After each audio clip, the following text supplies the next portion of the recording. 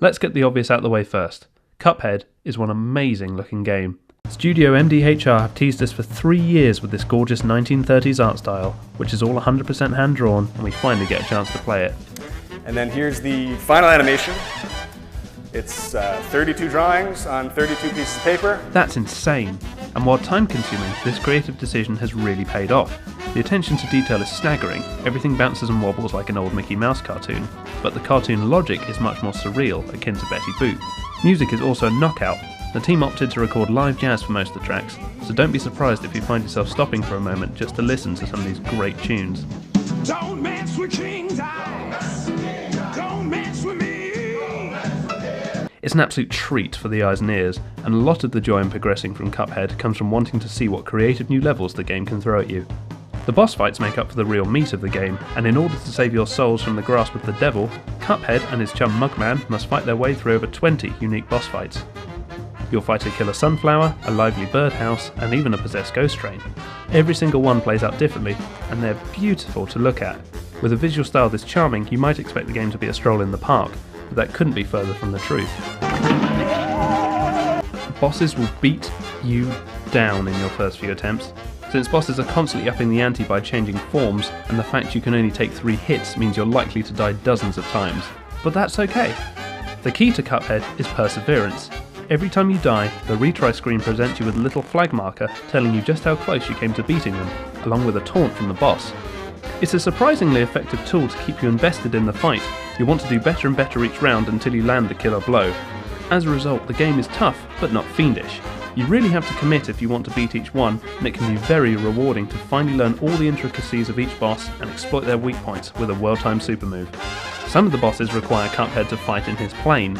These levels mix up the core gameplay a bit and often dish out bullet hell amounts of stuff to keep an eye on that'll really push you to your absolute limit. The gameplay is even better with a friend. At any time, a second player can join in as Mugman to help you fight, but the game adapts to your extra firepower by doubling enemy health. When either character dies, a teammate can revive you, but only if they can reach their ghost in time.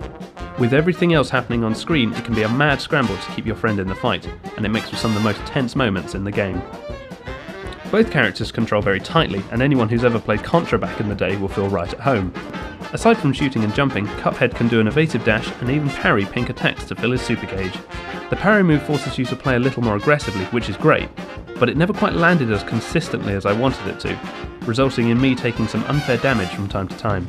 And begin! The second half of the gameplay are these run and gun platforming levels. While they add a bit of variety, they just aren't that fun to play through.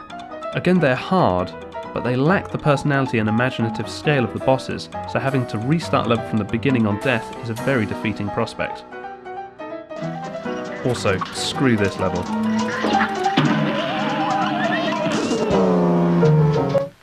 Playing these levels nets you some coins, which you can use to buy different guns and passive buffs in the shop. It's cool that you can spec out Cuphead to your own playstyle, but you'll likely just stick with your favourites and never swap them out. It's also a bit of a shame that the platforming levels are completely isolated from the bosses. It would have been interesting to see them interact with some of the stages before getting a chance to fight them to make the player even more stoked for battle. The overworld map is nice to roam around in, but it puts these unintuitive roadblocks on paths, which make it a bit of a pain to navigate. But you do get to meet some travellers along the way, and they do a lot to make the world feel lived in, and they add to the game's quirkiness.